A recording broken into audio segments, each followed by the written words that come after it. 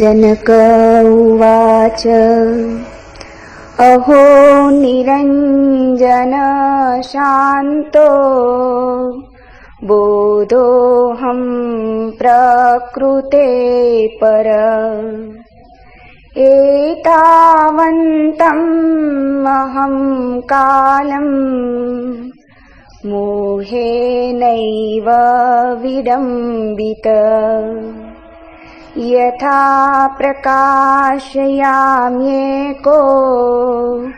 देहमेनं तथा जगत् अतो मम जगत् सर्वम् अथवा न च किञ्चन सशरीरमहो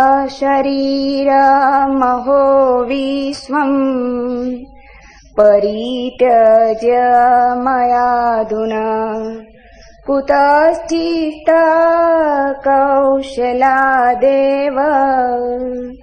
परमात्मा विलोक्यते यथा नतो यतो भिन्नाः तरङ्गफेन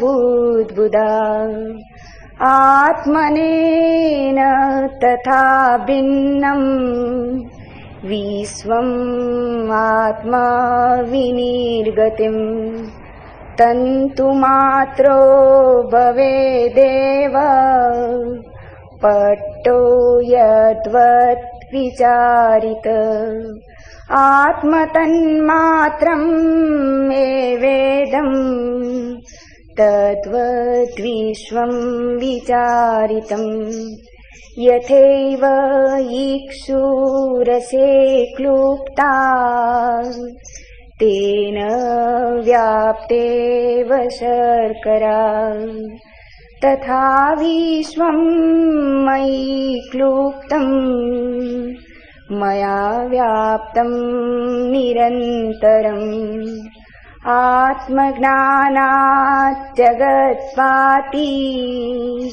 आत्मज्ञानात् न भासते रज्ज्वज्ञानात् अहिभाति तज्ज्ञानात् भासते नहीं।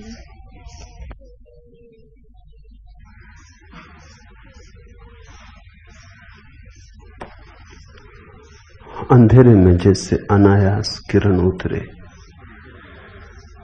या जैसे अंधे को अचानक आंखें मिल जाएं, ऐसा ही जनक को हुआ। जो नहीं देखा था कभी वो दिखाई पड़ा, जो नहीं सुना था कभी वो सुनाई पड़ा। हृदय एक नई तरंग, एक नई उमंग से भर गया। प्राणों ने एक नया दर्शन किया। निश्चित ही जनक सुपात्र थे। वर्षा होती है, पहाड़ों पर होती है, पहाड़ खाली रह जाते क्योंकि पहले से ही भरे। झीलों में होती है, खाली झीलें भर जाती। जो खाली है वही सुपात्र है, जो भरा है अपात्र है। अहंकार आदमी को पत्थर जैसा बना देता, निरअहंकार आदमी को शून्यता देता है। जनक शून्य पात्र रहे होंगे। तत्क्षण अहोभाव पैदा हुआ, सुनते ही जागे। पुकारा नहीं था कि पुकार पहुंच गई। कोड़े की छाया काफी मालूम हुई। कोड़ा फटकारने की जरूरत न पड़ी, मारने का सवाल ही न था। अष्टावक्र भी भाग्यशाली हैं कि जनक जैसा सुपात्र सुनने को मिला। मनुष्य जाति के इतिहास में जितने सद्गुरु हुए उनमें अष्टावक्र जैसा सौभाग्यशाली सद्गुरु दूसरा नहीं, क्योंकि जनक जैसा शिष्य पाना अति दुर्लभ है। जो जरा से इशारे से जाग जाए, जैसे तैयार ही था, जैसे बस हवा का जरा सा झकोरा काफी था और नींद टूट जाएगी। नींद गहरी न थी,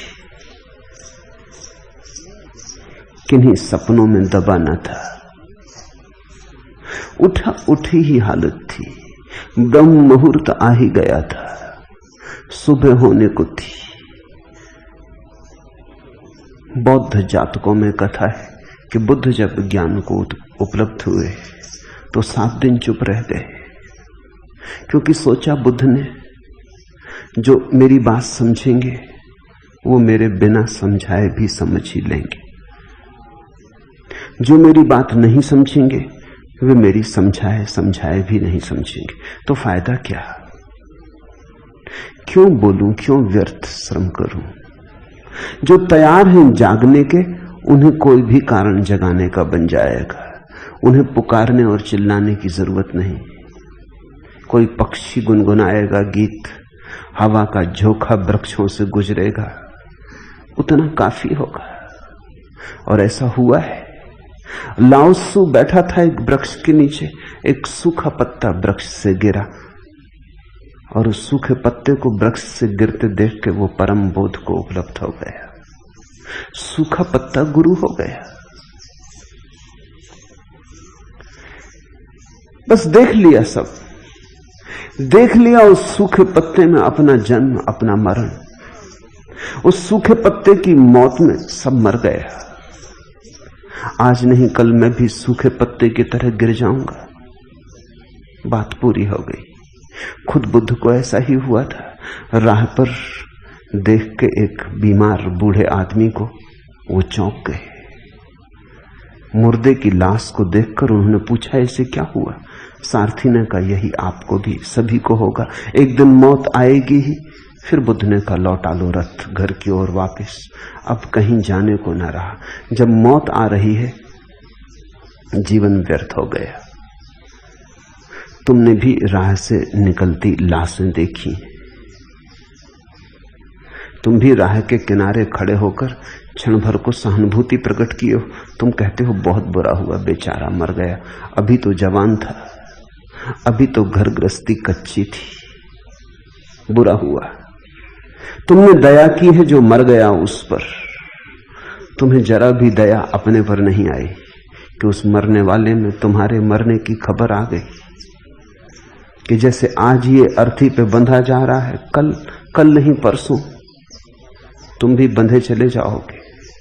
जैसे आज तुम राह के किनारे खड़े होकर इस पर सहानुभूति प्रकट कर रहे हो, दूसरे लोग राह के किनारे खड़े होकर सहानुभूति प्रकट करेंगे। अवश्य तुम इतने होगे कि धन्यवाद भी न दे सकोगे। ये जो लाश जा रही है ये तुम्हारी है। देखने वाला हो, आंख हो, गहरी हो, प्रगाढ़ चैतन्य हो, तो बस एक आदमी मरा कि सारी मनुष्यता मर गई, कि जीवन व्यर्थ हो गया। बुद्ध चले गए थे छोड़कर। तो जब उन्हें बोध हुआ, उन्होंने सोचा कि जिसको जागना है वो बिना किसी के जगाए भी जग जाता है, उसे कोई भी बहाना काफी हो जाता है। कहते हैं एक ज़ेन साधिका कुएं से पानी भर के लौटती थी कि बांस टूट गया, घड़े नीचे गिर गए। पूर्णिमा की रात थी, घड़ों में चांद का प्रतिबिंब बन रहा था। कांवर को लिए घड़ों को लटकाए वो लौटती थी आश्रम की तरफ, देखती घड़ों के जल में चांद के प्रतिबिंब को बनते। घड़े गिरे, चौंक के खड़ी हो गई। घड़ा गिरा, जल बहा, चांद भी बह गया। कहते हैं बस बोध को उत्पन्न हो गई, सम्यक समाधि लग गई, नाचती हुई लौटी। दिखाई पड़ गया कि ये जगत प्रतिबिंब से ज्यादा नहीं है। यहां जो हम बनाए चले जा रहे हैं ये कभी भी टूट जाएगा। ये सब चांद खो जाएंगे, ये सब सुंदर कविताएं खो जाएंगी, ये मनमोहनी सूरतें सब खो जाएंगी, ये सब पानी में बने प्रतिबिंब है। ऐसा दिख गया, बात खत्म हो गई। तो बुद्ध ने सोचा क्या सार है, किससे कहूंगा? जिसे जागना है वो मेरे बिना भी देर अबेर जाग ही जाएगा, थोड़े बहुत समय का अंतर पड़ेगा। और जिसे जागना नहीं है, चीखो चिल्लाओ, वो करवट लेकर सो जाता है। आंख भी खोलता है तो नाराजगी से देखता है कि क्यों नींद खराब कर रहे हो, तुम्हें कोई और काम नहीं? सोयो को सोने नहीं देते, शांति से नींद चल रही, तुम जगाने आ गए। तुम खुद ही किसी को कह दो कि सुबह मुझे जगा देना, जब वो जगाता है तो नाराजगी आती। कहा तुम्ही ने था कि ट्रेन पकड़नी, सुबह जरा जल्दी 4 बजे उठा देना। जगाता है तो मारने की तबीयत होती। इमैनुअल कांट बड़ा विचारक हुआ जर्मनी में। वो रोज 3 बजे रात उठता था, घड़ी के हिसाब से चलते था, घड़ी के कांटे के हिसाब से चलता था। कहते हैं जब वो यूनिवर्सिटी जाता था पढ़ाने तो घरों में लोग अपनी घड़ियां मिला लेते थे, क्योंकि वो नियम से वर्षों से 30 वर्ष निरंतर ठीक मिनट मिनट सेकंड सेकंड के हिसाब से निकला था। लेकिन कभी बहुत सर्दी होती तो अपने नौकर को कह देता कि कुछ भी हो जाए 3 बजे उठाना, अगर मैं मारूं पीटूं भी तो तू फिक्र मत करना, तू भी मारना पीटना मगर उठाना। उसके घर नौकर न टिकते थे, क्योंकि ये बड़ी झंझट की बात थी। 3 बजे उठाएं तो वो बहुत नाराज होता था, न उठाएं तो सुबह जाग के नाराज होता था। और ऐसा नहीं था कि नाराज ही होता था, मारपीट होती, वो भी मारता। नौकर को भी कह रखा था तू फिक्र मत करना, उठना तो 3 बजे है ही, घसीटना उठाना, लेकिन 3 बजे उठा के खड़ा कर देना। तू चिंता ही मत करना कि मैं क्या कर रहा हूं, उस वक्त मैं क्या कहता हूं वो मत सुनना, क्योंकि उस वक्त मैं नींद में होता हूं, उस समय जो मैं कहता हूं वो सुनने की जरूरत नहीं। तो ऐसे लोग भी हैं। बुद्ध ने सोचा क्या सार है, जिसे सोना है वो मेरी चिल्लाहट पर भी सोता रहेगा, जिसे जागना है वो मेरे बिना बुलाए भी जाएगा, जाग ही जाएगा। 7 दिन वो बैठे रहे चुप। फिर देवताओं ने उनसे प्रार्थना की कि आप ये क्या कर रहे हैं। कभी कभी कोई बुद्धत्व को उपलब्ध होता है, भूख तरसती है, प्यासे लोग तरसते हैं कि मेघ बना है अब तो बरसेगा। आप चुप हैं, बरसे। फूल खिला है, गंध को बहने दें, ये रसधार बहे, अनेक प्यासे हैं जन्मों जन्मों से। और आपका तर्क हमने सुन लिया, हम आपके मन को देख रहे हैं 7 दिन से निरंतर। आप कहते हैं कुछ हैं जो मेरे बिना बुलाए जग जाएंगे और कुछ हैं जो मेरे बुलाए बुलाए ना जगेंगे, इसलिए आप चुप हैं। हम सोच समझ के आए, कुछ ऐसे भी हैं जो दोनों के बीच में खड़े, उनको आप इंकार न कर सकेंगे। अगर कोई जगाएगा तो जग जाएंगे, अगर कोई न जगाएगा तो जन्मों जन्मों तक सोए रह जाएंगे। उन कुछ का ख्याल करें। आप जो कहते हैं वो होंगे 99%, पर 1% उनका भी तो ख्याल करें जो ठीक सीमा पे खड़े। कोई जगा देगा तो जग जाएंगे और कोई न जगाएगा तो सोए रह जाएंगे। बुद्ध को इसका उत्तर न सूझा, इसलिए बोलना पड़ा। देवताओं ने उन्हें राजी कर लिया, उन्होंने बात बेच दी। बुद्ध का ख्याल तो ठीक ही था, देवताओं का ख्याल भी ठीक था। तो 3 तरह के श्रोता हुए। एक जो जगाए जगाए न जगेंगे। दुनिया में अधिक भीड़ उन्हीं लोगों की है, सुनते हैं फिर भी नहीं सुनते, देखते हैं फिर भी नहीं देखते, समझ में आ जाता है फिर भी अपने को समझा बुझा लेते, समझ को लीप पोत देते। समझ में आ जाता है तो भी नासमझी को संभाले रखते। नासमझी के साथ उनका बड़ा गहरा स्वार्थ बन गया है। पुराना परिचय छोड़ते में डर लगता है। फिर दूसरे तरह के श्रोता हैं जो बीच में, कोई थोड़ा श्रम करे, कोई बुद्ध, कोई अष्टावक्र, कोई कृष्ण, तो जग जाएंगे। कृष्ण ऐसे ही श्रोता थे, अर्जुन ऐसे ही श्रोता थे। कृष्ण को मेहनत करनी पड़ी, कृष्ण को लंबी मेहनत करनी पड़ी। उसी लंबी मेहनत से गीता निर्मित हुई।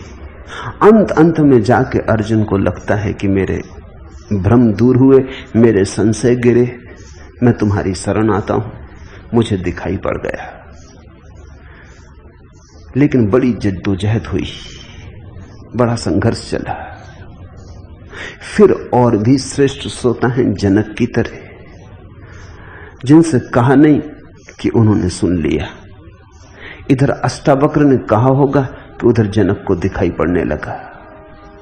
आज के सूत्र जनक के वचन है। इतनी जल्दी, इतने शीघ्रता से जनक को दिखाई पड़ गया कि अष्टावक्र जो कह रहे हैं बिल्कुल ठीक कह रहे हैं, चोट पड़ गई। तो मैंने कहा वर्षा होती है, कभी ऐसी जमीन पर हो जाती जो पथरीली, तो वर्षा तो हो जाती लेकिन अंकुर नहीं फूटते। फिर कभी ऐसी जमीन पर होती है जो थोड़ी बहुत ककड़ीली है, अंकुर फूटते हैं, जितने फूटने थे उतने नहीं फूटते। फिर कभी ऐसी जमीन पर होती है जो बिल्कुल तैयार थी, जो उपजाऊ है, जिसमें कंकड़ पत्थर नहीं है, बड़ी फसल होती। जनक ऐसी ही भूमि है। इशारा काफी हो गया।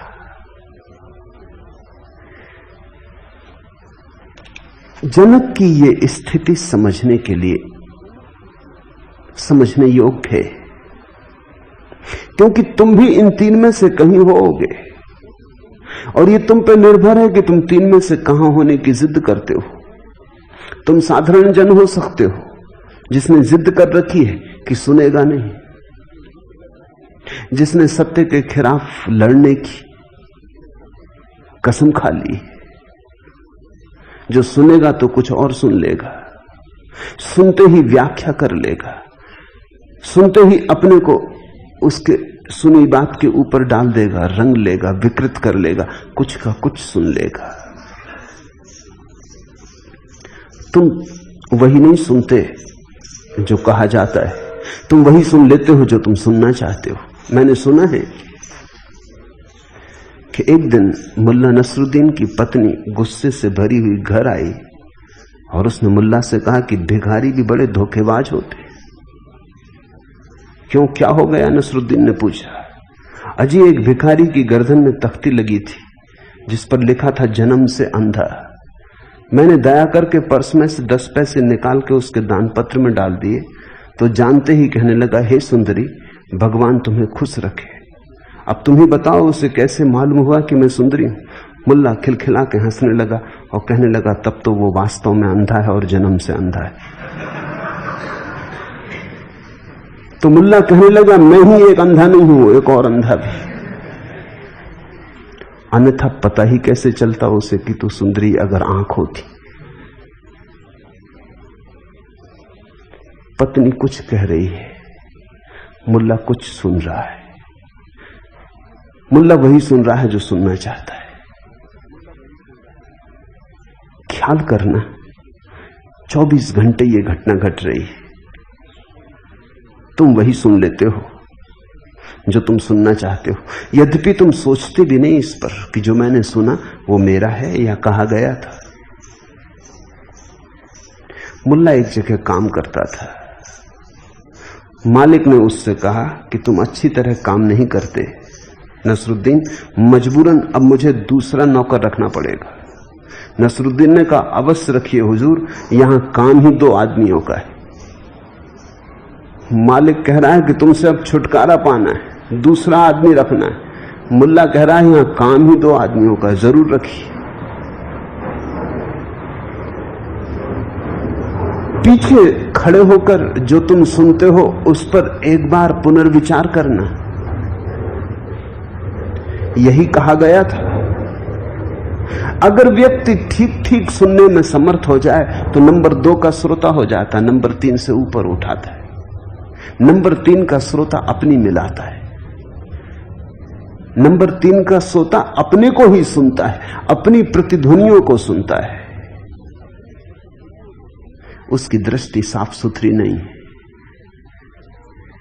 वो सब विकृत कर लेता है।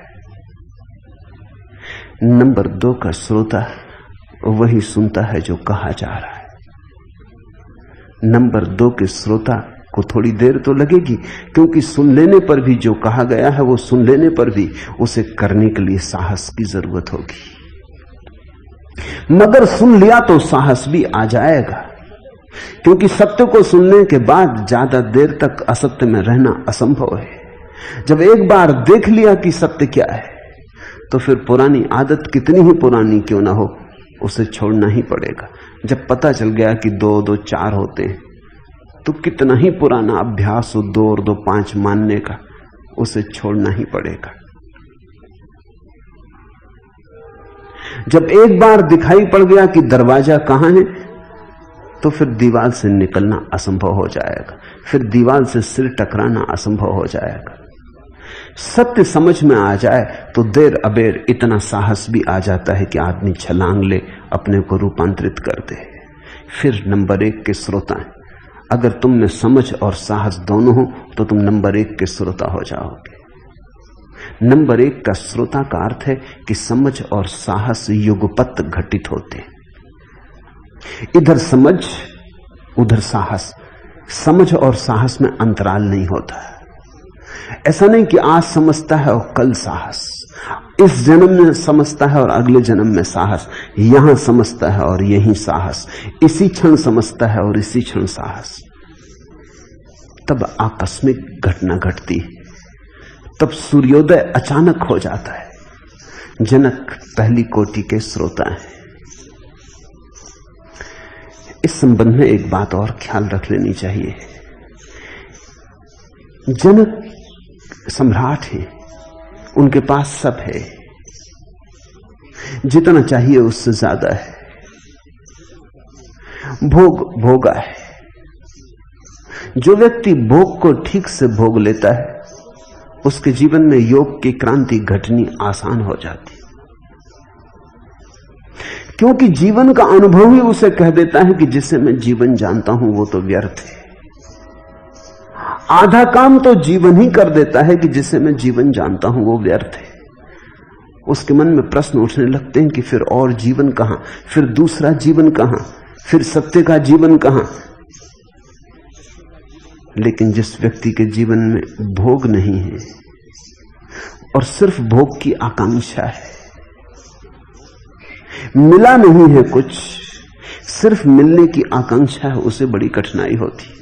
इसलिए तुम चकित मत होना अगर भारत के सारे तीर्थंकर, सारे महाद्रष्टा जैनों के हों, बौद्धों के हों, हिंदुओं के हों, अगर सभी राजपुत्र थे तो आश्चर्यचकित मत होना, अकारण नहीं। इससे केवल इतनी ही सूचना मिलती है कि भोग के द्वारा ही आदमी भोग से मुक्त होता है। सम्राट को एक बात तो दिखाई पड़ जाती है कि धन में कुछ भी नहीं, क्योंकि धन का अंबार लगा है और भीतर शून्य है, खालीपन है। सुंदर स्त्रियों का ढेर लगा है और भीतर कुछ भी नहीं है। सुंदर महल है और भीतर सन्नाटा है, रेगिस्तान है। जब सब होता है तो स्पष्ट दिखाई पड़ने लगता है कि कुछ भी नहीं। जब कुछ भी नहीं होता तो आदमी आशा के सहारे जीता है।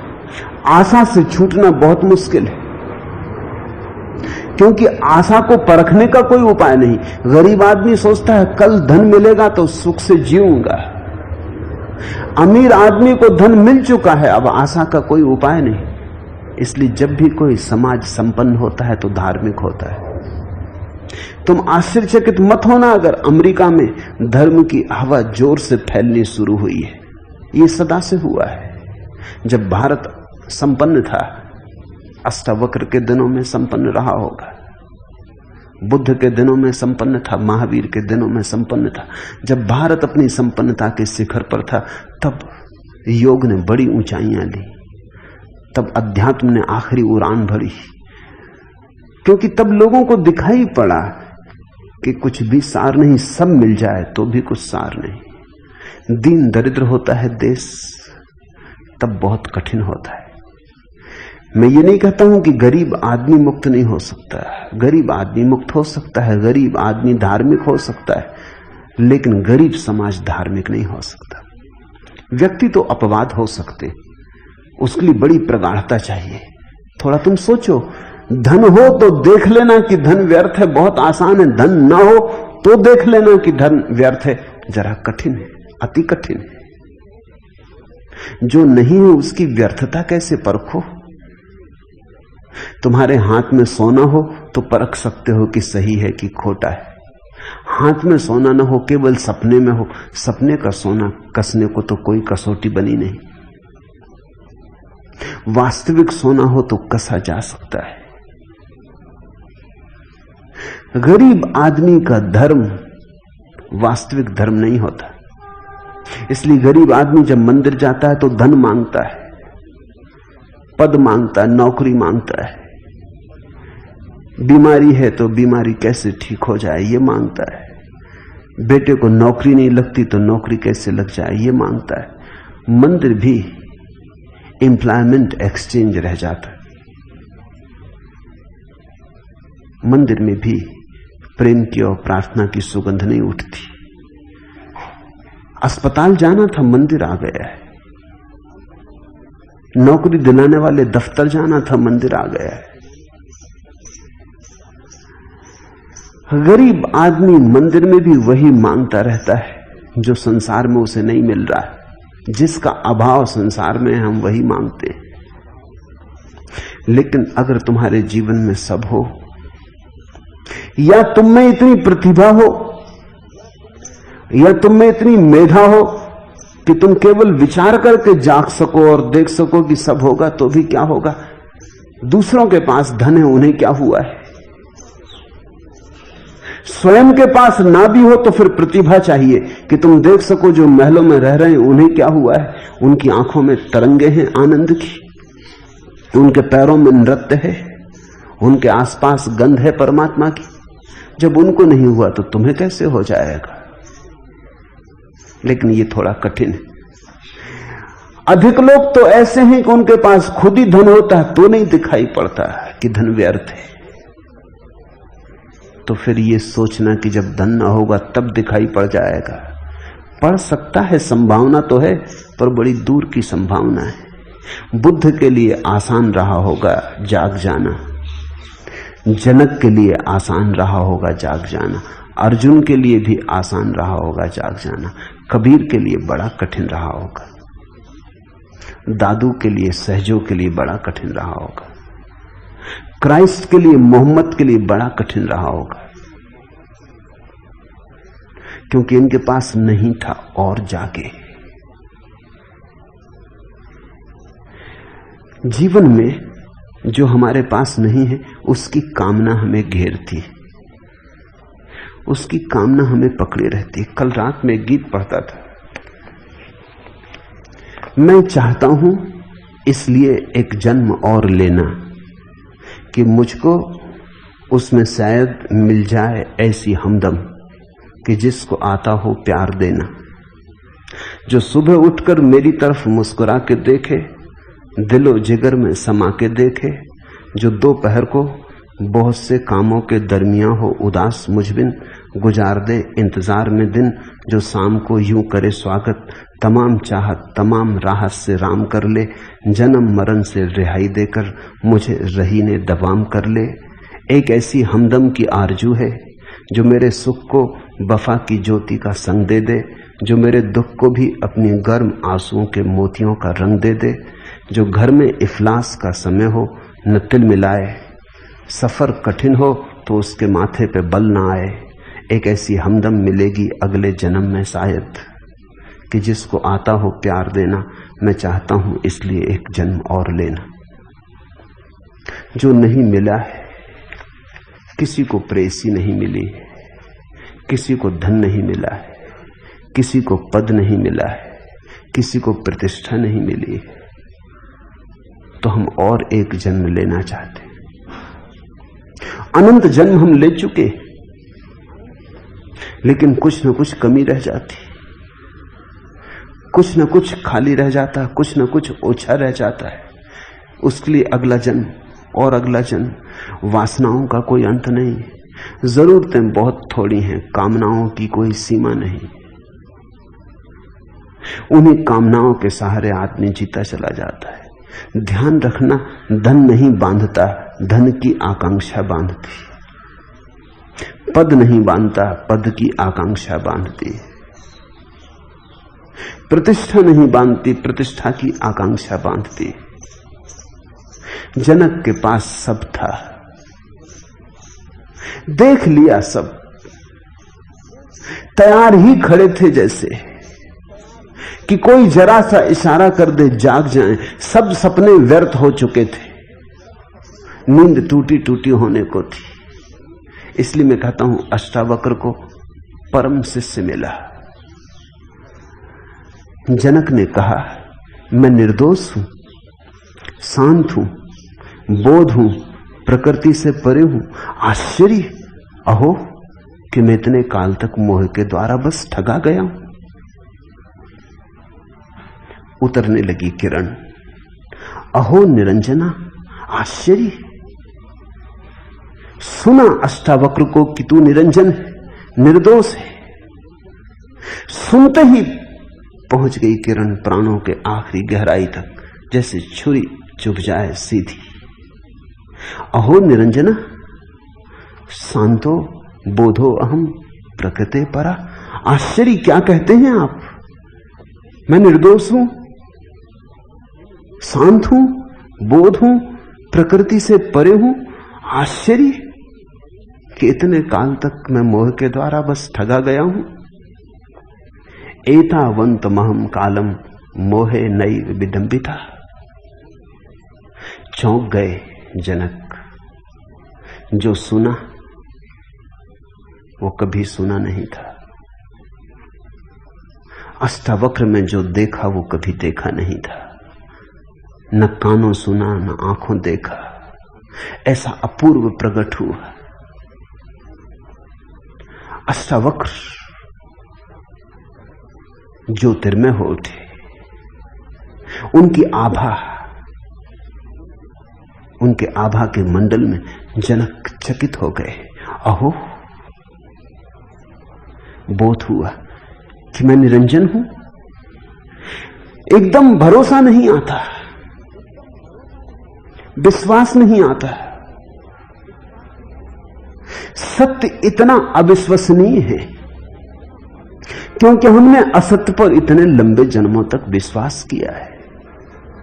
सोचो, अंधे की अचानक आंख खुल जाए तो क्या अंधा विश्वास कर सकेगा कि प्रकाश है, रंग है, ये हजार हजार रंग, ये इंद्रधनुष, ये फूल, ये वृक्ष, ये चांद तारे।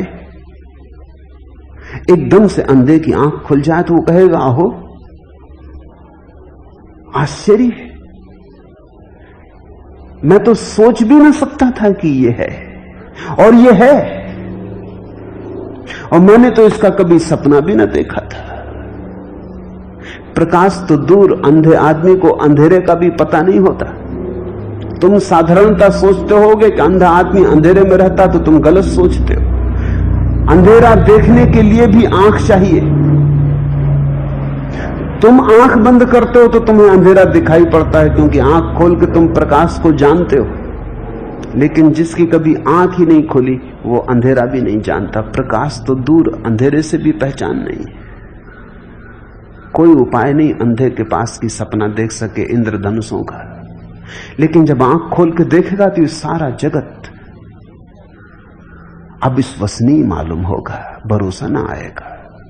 जनक को भी एक धक्का लगा है, एक चौंक पैदा हुई, अचंभे से भर गए। कहने लगे, अहो मैं निर्दोष। सदा से अपने को दोषी जाना, और सदा से धर्म गुरुओं ने यही कहा कि तुम पापी हो, और सदा से पंडित पुरोहितों ने यही समझाया कि धो अपने कर्मों के पाप।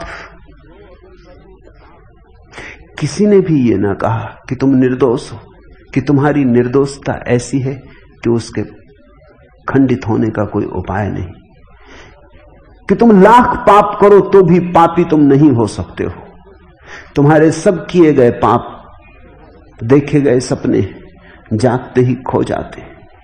न पुण्य तुम्हारा है, न पाप तुम्हारा है, क्योंकि कर्म तुम्हारा नहीं, कृत्य तुम्हारा नहीं, क्योंकि कर्ता तुम नहीं हो।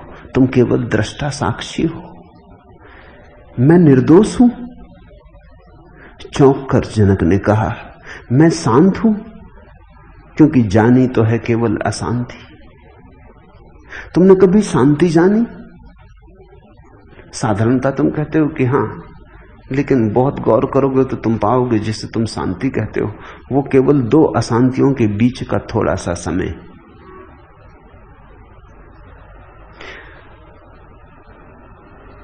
अंग्रेजी में शब्द है कोल्ड वार। वो शब्द बड़ा अच्छा है, ठंडा युद्ध। दो युद्धों के बीच में ठंडा युद्ध चलता है, दो गर्म युद्ध, बीच में ठंडा युद्ध, मगर युद्ध तो जारी रहता है। पहला महायुद्ध खत्म हुआ, दूसरा महायुद्ध शुरू हुआ, कई वर्ष बीते, कोई 20 वर्ष बीते, लेकिन वो 20 वर्ष ठंडे युद्ध के। लड़ाई तो जारी रहती, युद्ध की तैयारी जारी रहती। हां, लड़ाई अब प्रकट नहीं होती, भीतर भीतर होती, अंडरग्राउंड होती, जमीन के भीतर दबी होती। अभी ठंडा युद्ध चल रहा है दुनिया में, लड़ाई की तैयारियां चल रही हैं, सैनिक कवायतें कर रहे हैं, बम बनाए जा रहे हैं, बंदूकों पर पालिश चढ़ाया जा रहा है, तलवारों पर धार रखी जा रही। ये ठंडी लड़ाई है, युद्ध जारी है। ये किसी भी दिन भड़केगा, किसी भी दिन युद्ध खड़ा हो जाएगा। जिसको तुम शांति कहते हो वो ठंडी अशांति। कभी उत्तप्त हो जाते हो तो गर्म अशांति। दो गर्म अशांतियों के बीच में जो थोड़े से समय बीतते हैं, जिनको तुम शांति के कहते हो, वो शांति के नहीं है, वो केवल ठंडी अशांति के। पारा बहुत ऊपर नहीं चढ़ा है, ताप बहुत ज्यादा नहीं है, संभाल पाते हो इतना है, लेकिन शांति तुमने जानी नहीं।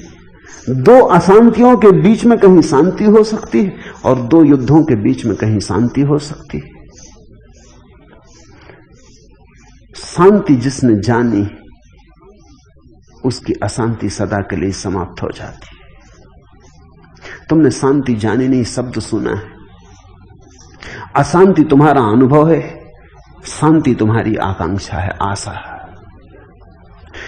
तो जनक कहने लगे, मैं शांत हूं, बोध हूं, क्योंकि जाना तो सिर्फ मूर्छा को है। तुम इतने काम कर रहे हो, सब मूर्छित है। तुम्हें अगर कोई ठीक ठीक पूछे तो तुम एक बात का भी उत्तर न दे पाओगे।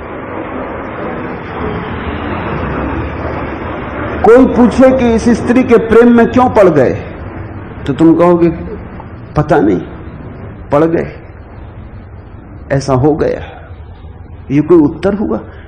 प्रेम जैसी बात के लिए ये उत्तर हुआ कि हो गया, बस घटना घट गई, पहली दृष्टि में ही प्रेम हो गया, देखते ही प्रेम हो गया। तुम्हें पता है ये प्रेम तुम्हारे भीतर कहां से उठा, कैसे आया, कुछ भी पता नहीं। फिर इस प्रेम से तुम चाहते हो कि जीवन में सुख आए। इस प्रेम का ही तुम्हें पता नहीं कहां से आता है, किस अचेतन के तल से उठता है, कहां इसका बीज है, कहां से अंकुरित होता है। फिर तुम कहते हो इस प्रेम से जीवन में सुख मिले। सुख नहीं मिलता, दुख मिलता है, कलह मिलती है, वह मनुष्य मिलता है, ईर्षा जलन मिलती।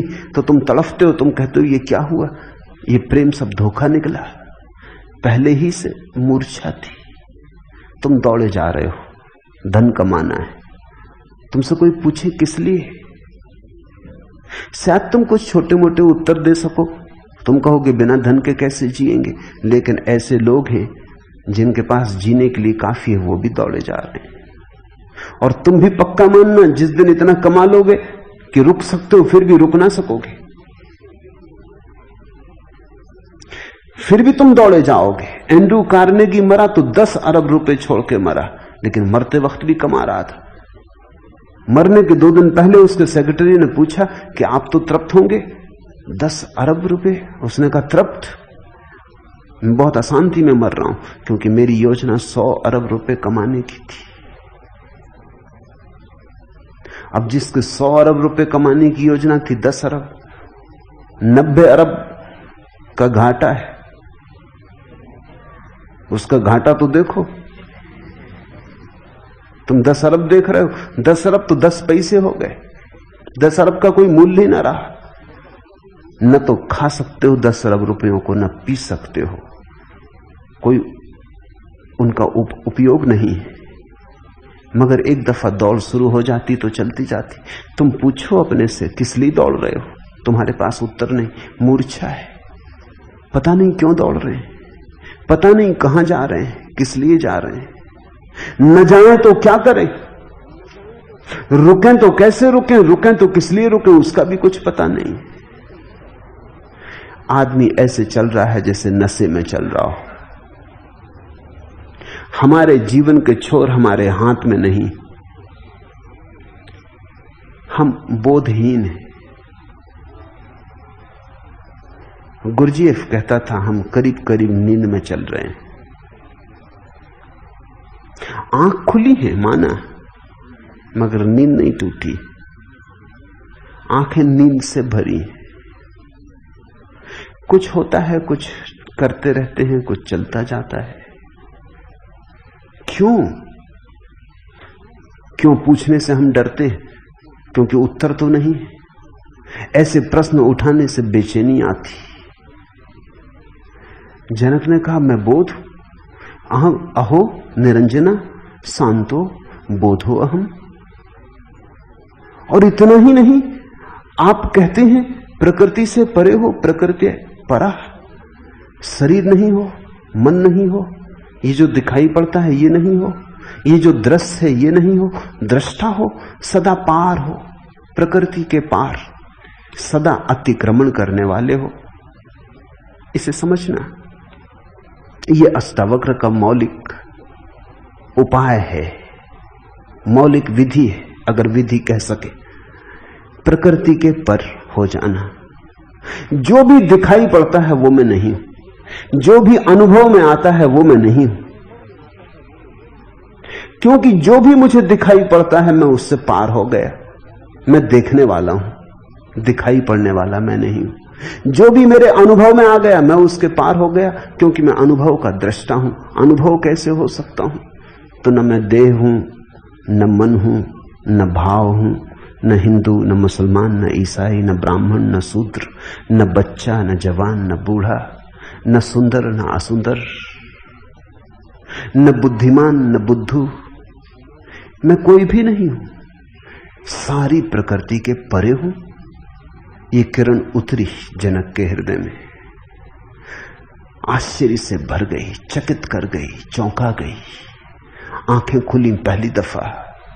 आश्चर्य कि मैं इतने काल तक मोह के द्वारा बस ठगा गया हूं, कि अब तक जो भी मैंने बसाया था, जो भी मैंने चाहा था, जो भी सुंदर सपने मैंने देखे, वो सब मोह निद्रा थी, वो सब सपने ही थे, नींद में उठे हुए ख्याल थे, उनका कोई भी अस्तित्व नहीं है। अहो अहम एतावंतम कालम मोहेन एव विडंबिता। आप मुझे चौंकाते, आपने मुझे हिला दिया। तो ये गिर गए सारे भवन जो मैंने बनाए थे, और ये सारे साम्राज्य जो मैंने फैलाए थे, सब मोह की विडंबना थी। समझने की कोशिश करना, अगर तुम भी सुनोगे तो ऐसा ही होगा। अगर तुम भी सुन सकोगे तो ठीक ऐसा ही होगा। तुम्हारा किया कराया सब व्यर्थ हो जाएगा, पाया नहीं पाया सब व्यर्थ हो जाएगा। मुल्ला नसरुद्दीन एक रात नींद में बड़बड़ा रहा था। आंख खोल के अपनी पत्नी से बोला, जल्दी चश्मा ला। पत्नी ने कहा, चश्मा क्या करोगे आधी रात में बिस्तर पर? उसने कहा, देर मत कर, जल्दी चश्मा ला। एक सुंदर स्त्री दिखाई पड़ रही है सपने में, तो ठीक से देखना चाहता हूं चश्मा लगाकर। थोड़ा धुंधला धुंधला है सपना। सपने को भी तुम सत्य बनाने की चेष्टा में लगे रहते हो, किसी तरह सपना सत्य हो जाए। तुम चाहते नहीं कि कोई तुम्हारे सपने को सपना कहे, तुम नाराज होते हो। संतों को हमने ऐसे ही थोड़ी जहर दिया, ऐसे ही थोड़ी पत्थर मारे, उन्होंने हमें खूब नाराज किया। हम सपना देखते थे, वो हमें हिलाने लगे। हम गहरी नींद में थे, वो हमें जगाने लगे। हमसे बिना पूछे हमारी नींद तोड़ने लगे, अलार्म बजाने लगे।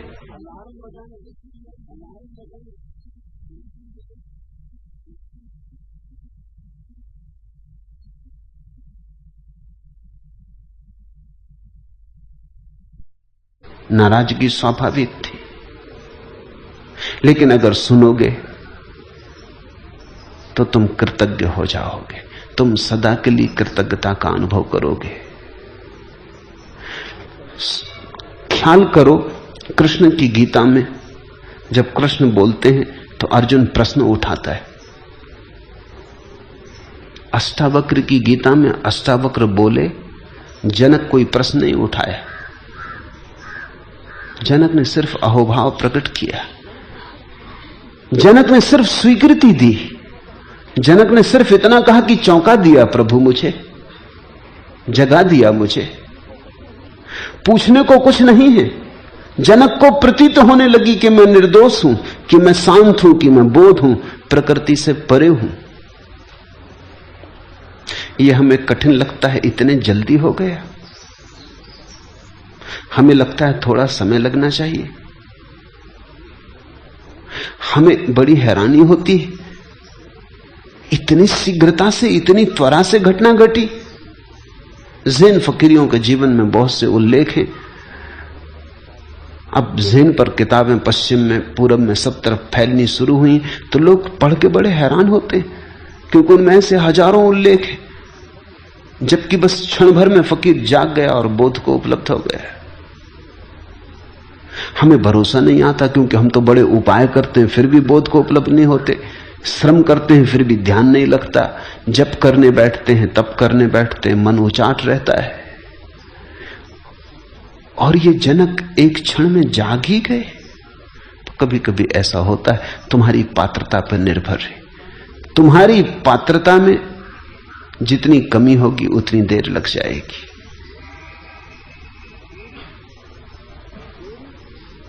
देरी घटना के कारण नहीं है, घटना तो अभी घट सकती है। जैसा बार बार अष्टावक्र कहते हैं, सुखी भव, अभी हो जा सुखी, मुक्त हो, अभी हो जा मुक्त, इसी क्षण। घटना तो अभी घटती है, देर लगती है हमारी पात्रता के कारण। हमारी पात्रता ही नहीं है, तो जो समय लगता है वो बीच में जो पत्थर पड़े हैं उन्हें हटाने में लगता है। झरना तो अभी फूट सकता है, झरना तो तैयार है, झरना तो तरंगित है, झरना तो प्रतीक्षा कर रहा है कि हटाओ पत्थर, मैं दौड़ पड़ूं सागर की तरफ। लेकिन कितने पत्थर बीच में पड़े हों, कितनी बड़ी चट्टानें पड़ी, इस पर निर्भर करेगा। झरने के निकलने में देर नहीं है, झरने की राह खुली है, बंद तो नहीं। कहीं से झरना अभी फूट जाएगा, कहीं थोड़ा खोदना पड़ेगा, कहीं बड़ी चट्टान हो सकती, डायनामाइट लगाना पड़े। पर तीनों ही स्थिति में, चाहे अभी झरना फूटे, चाहे घड़ी बर्बाद फूटे, चाहे जन्म बाद फूटे, झरना तो सदा मौजूद था। बाधा झरने के फूटने में न थी, बाधा झरने के प्रकट होने के बीच पड़े पत्थर के कारण थी। जनक की चेतना पर कोई भी पत्थर न रहा होगा, अहोभाव प्रकट हो गया, कृतज्ञता का ज्ञापन हो गया, नाच उठे, मगन हो गए। जैसे इस देह को मैं अकेला ही प्रकाशित करता हूं, जनक ने कहा, वैसे ही संसार को भी प्रकाशित करता हूं। इसलिए तो मेरा संपूर्ण संसार है, अथवा मेरा कुछ भी नहीं। ये आस्तिकता है। अर्जुन तो नास्तिक है, अर्जुन तो इंकार करता है, अर्जुन तो बार बार सवाल उठाता है, अर्जुन तो हजार संदेह करता है, अर्जुन तो इस तरफ से पूछता, उस तरफ से पूछता है।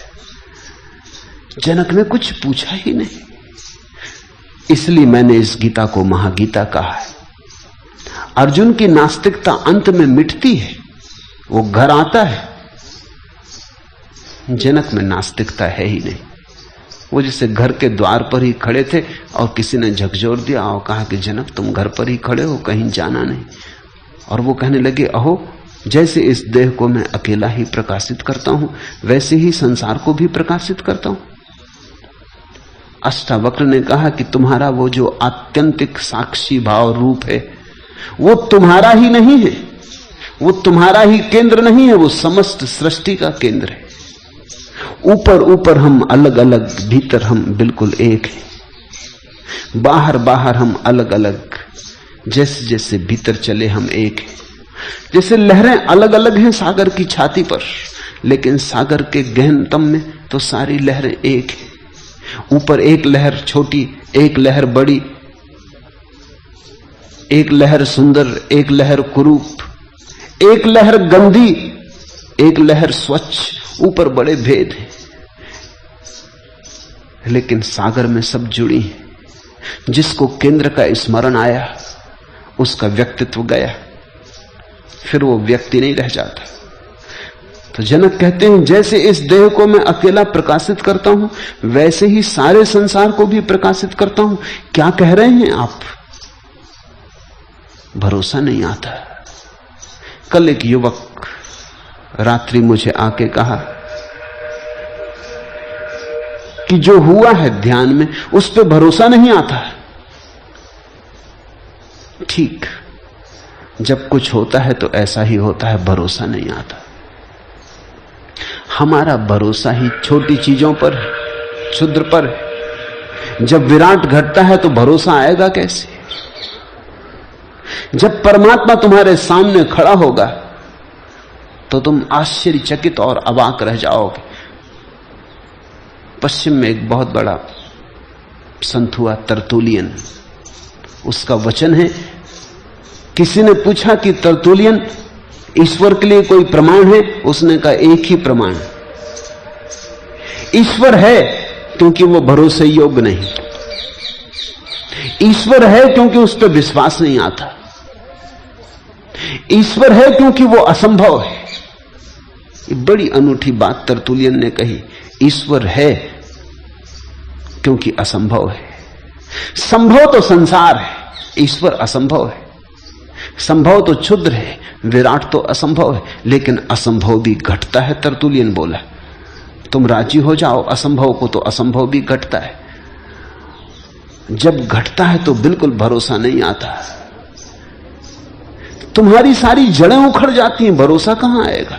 तुम मिट जाते हो जब घटता है, तो भरोसा किसको आएगा? तुम बिखर जाते हो जब घटता है। तुम अब तक अंधेरे जैसे हो, जब उसका सूरज निकलेगा तो तुम विसर्जित हो जाओगे। जनक कहने लगा, इसलिए तो या तो संपूर्ण संसार मेरा है या मेरा कुछ भी नहीं। ये दो ही बातें संभव है, इससे बीच में कोई भी दृष्टि हो तो भ्रांत है। या तो संपूर्ण संसार मेरा है क्योंकि मैं परमात्मा का हिस्सा हूं, चूंकि मैं परमात्मा हूं, चूंकि मैं सारे संसार का केंद्र हूं, चूंकि मेरा साक्षी सारे संसार का साक्षी है, तो या तो सारा संसार मेरा है, एक संभावना, या फिर मेरा कुछ भी नहीं, क्योंकि मैं हूं ही कहां। साक्षी में मैं तो नहीं बचता, सिर्फ साक्षी भाव बचता है। वहां दावेदार तो बचता नहीं। कौन दावा करेगा कि सब मेरा है? तो जनक कहते हैं दो संभावनाएं, ये दो अभिव्यक्तियां हैं धर्म की, या तो पूर्ण या शून्य। कृष्ण ने चुना पूर्ण, उपनिषदों ने चुना पूर्ण। उस पूर्ण से ही सब निकलता, फिर भी पीछे पूर्ण शेष रह जाता है। उस पूर्ण में ही सब लीन होता, फिर भी पूर्ण ना घटता ना बढ़ता। उपनिषदों ने, कृष्ण ने, हिंदुओं ने, सूफियों ने चुना पूर्ण, बुद्ध ने चुना शून्य। ये जो जनक ने वचन कहा कि इसलिए या तो सब मेरा है, मैं पूर्ण हूं, पूर्ण परात्पर ब्रह्म हूं, और या फिर कुछ भी मेरा नहीं, मैं परम शून्य हूं। ये दोनों बातें ही सच हैं। बुद्ध का वक्तव्य अधूरा है, कृष्ण का वक्तव्य भी अधूरा है। जनक के इस वक्तव्य में पूरी बात हो जाती है। जनक कहते हैं दोनों बातें कही जा सकती। क्यों? क्योंकि अगर मैं ही सारे जगत का केंद्र हूं तो सारा जगत मेरा। लेकिन जब मैं सारे जगत का केंद्र होता हूं तो मैं ही नहीं होता। मेरा मैंपन तो बहुत पीछे छूट जाता है, धूल की तरह उड़ता रह जाता है पीछे। यात्री आगे निकल जाता, धूल पड़ी रह जाती। तो फिर मेरा क्या? या फिर मेरा कुछ भी नहीं है। अतः मम सर्वम जगत, या तो सब जगत मेरा, अथवा मम किंचन न, या फिर मेरा कुछ भी नहीं। आश्चर्य है कि शरीर सहित विश्व को त्याग कर किसी कुशलता से ही, अर्थात उपदेश से ही, अब मैं परमात्मा को देखता हूं। अहो ससीरम विश्वम परित्यज। आश्चर्य कि मेरा शरीर गया, शरीर के साथ सारा जगत गया, त्याग घट गया। त्याग किया नहीं जाता, त्याग तो बोध की एक दशा है, त्याग कृत्य नहीं। अगर कोई कहे मैंने त्याग किया तो त्याग हुआ ही नहीं, उसने त्याग में भी भोग को बना लिया। अगर कोई कहे मैं त्यागी हूं तो उसे त्याग का कोई भी पता नहीं, क्योंकि जब तक मैं है तब तक त्याग कैसा। त्याग का अर्थ छोड़ना नहीं है, त्याग का अर्थ जाग के देखना है कि मेरा कुछ है ही नहीं, छोड़ूं कैसे? छोड़ूं क्या? पकड़ा हो तो छोड़ूं, हो तो छोड़ूं।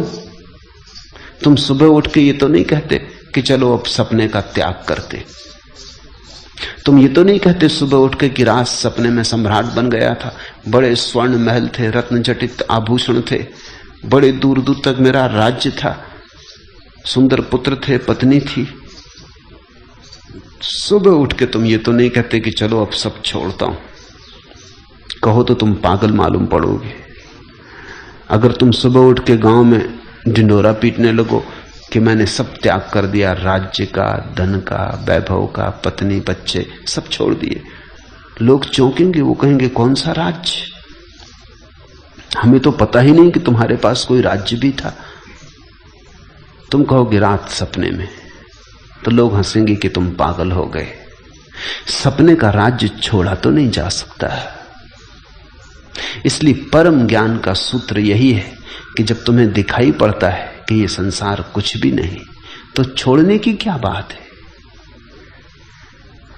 लेकिन लोग हैं जो हिसाब रखते हैं कि कितना छोड़ा। एक मित्र मुझे मिलने आए थे, उनकी पत्नी भी साथ थी। मित्र का नाम है बड़े दानियों में। तो मित्र की पत्नी कहने लगी कि शायद आपको मेरे पति से परिचय नहीं, ये बड़े दानी है, कोई लाख रुपया दान कर दिया। पति ने जल्दी से पत्नी के हाथ पे कहा कि लाख नहीं, 1,10,000।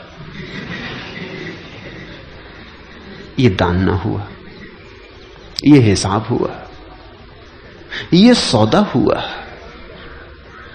ये कौड़ी कौड़ी का हिसाब चल रहा है। अगर कहीं इनको परमात्मा मिल गया तो उनकी गर्दन पकड़ लेंगे कि 1,10,000 दिया था, बदले में क्या देते हो बोलो। दिया भी इसीलिए है कि शास्त्र कहते हैं कि यहां 1-2 वहां करोड़ गुना मिलता है। ऐसा धंधा कौन छोड़ेगा? करोड़ गुना सुना है, ब्याज। कोई धंधा देखा? जुआड़ी भी इतने बड़े जुआड़ी नहीं, करोड़ गुना तो वहां भी नहीं मिलता। ये तो जुआरीपन हुआ।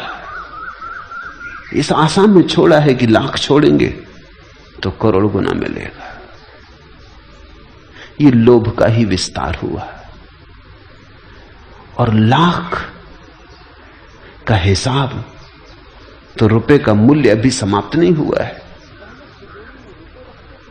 पहले तिजोरी में रुपए रखते थे, अब तिजोरी में रुपए की जगह क्या क्या त्याग किया उसका हिसाब रख लिया है, मगर सपना टूटा नहीं।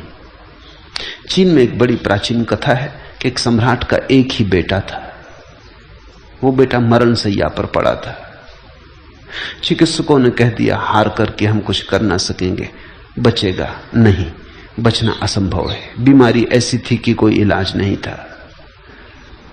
दिन दो दिन की बात थी, कभी भी मर जाएगा। तो बाप रात भर जाग के बैठा रहा। विदा देने की बात ही थी, आंख से आंसू बहते रहे, बैठा रहा। कोई 3 बजे करीब रात को झपकी लग गई बाप को। बैठे बैठे झपकी लगी तो एक सपना देखा कि एक बहुत बड़ा साम्राज्य है जिसका वो मालिक है। उसके 12 बेटे, बड़े सुंदर युवा, कुशल, बुद्धिमान, महारथी, योद्धा, उन जैसा कोई व्यक्ति नहीं संसार में। खूब धन का अंबार है, कोई सीमा नहीं, वो चक्रवर्ती है, सारे जगत पर उसका साम्राज्य। ऐसा सपना देखता था, तभी बेटा मर गया। पत्नी धार मार के रो उठी, उसकी आंख खुली, चौंका, एकदम किम कर्तव्य विमूढ़ हो गया, क्योंकि अभी अभी एक दूसरा राज्य था, 12 बेटे थे, बड़ा धन था, वो सब चला गया और इधर ये बेटा मर गया। लेकिन वो ठगासा रह गया। उसकी पत्नी ने समझा कि कहीं दिमाग तो खराब नहीं हो गया, क्योंकि बेटे से उसका बड़ा लगाव था।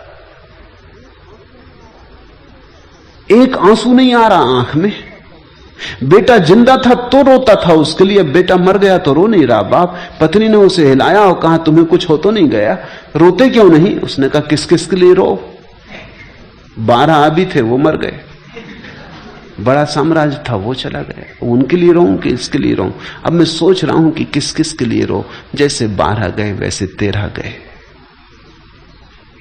बात समाप्त हो गई। उसने कहा कि वो भी एक सपना था, ये भी एक सपना है, क्योंकि जब उस सपने को देख रहा था तो इस बेटे को बिल्कुल भूल गया था। ये राज तू सब भूल गए थे।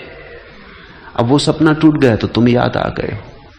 आज रात फिर सो जाऊंगा, फिर तुम भूल जाओगे। तो जो आता जाता है, अभी है अभी नहीं है, अब दोनों ही गए। अब मैं सपने से जागा, अब किसी सपने में ना रमूंगा। हो गया बहुत, समय आ गया, फल पक गया, गिरने का वक्त। जनक कहते हैं आश्चर्य कि शरीर सहित विश्व को त्याग कर, त्याग घट गया। अभी इंच भर भी हिले नहीं, जहां है वहीं है, उसी राजमहल में जहां अष्टावक्र को ले आए थे निमंत्रण देकर, बिठाया था सिंहासन पर, वहीं बैठे हैं अष्टावक्र के सामने।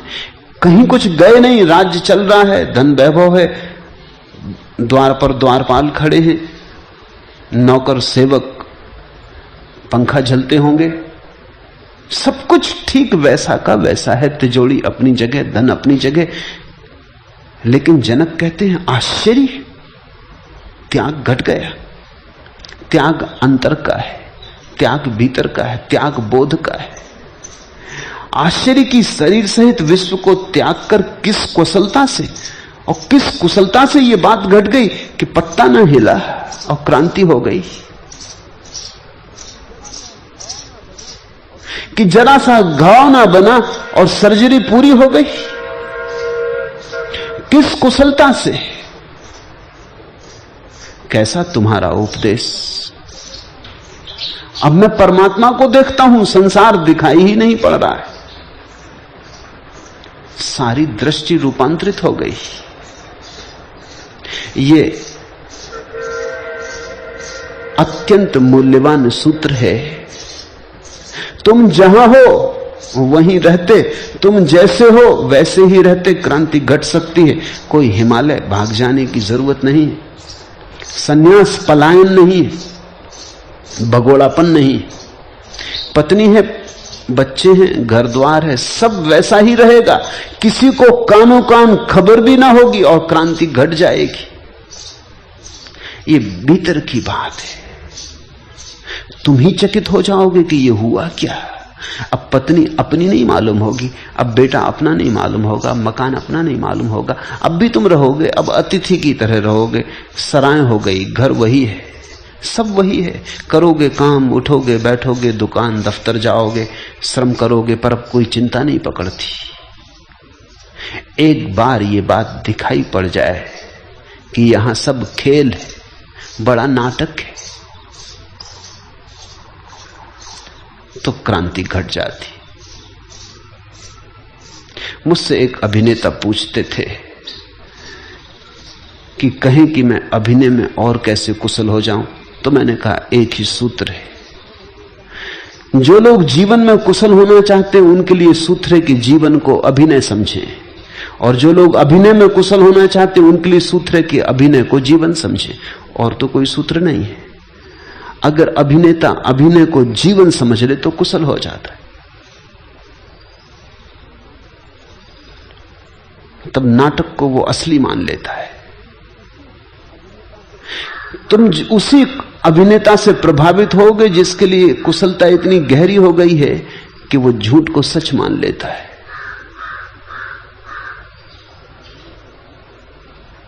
अगर अभिनेता झूठ को सच न मान पाए तो अभिनय में कुशल नहीं हो सकता, तो वो बाहर बाहर रहेगा, भीतर ना हो पाएगा। तो खड़ा खड़ा दूर दूर कर लेगा काम, लेकिन तुम पाओगे उसके प्राण उसमें रमे नहीं, गए नहीं भीतर। अभिनेता बिल्कुल भूल जाता अभिनय में। जब कोई राम का अभिनय करता है तो वो बिल्कुल भूल जाता है, वो राम हो जाता।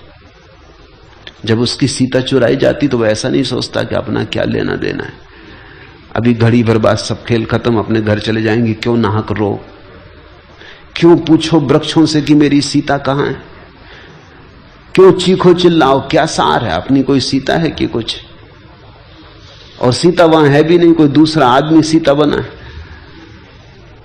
कुछ लेना देना नहीं है। अगर वो अभिनय में खोए ना तो अभिनय कुशल नहीं हो पाता। अभिनय की कुशलता यही है कि वो अभिनय को जीवन मान लेता, वो बिल्कुल यथार्थ मान लेता है। उसकी ही सीता खो गई। वे आंसू झूठ नहीं, वे आंसू सच।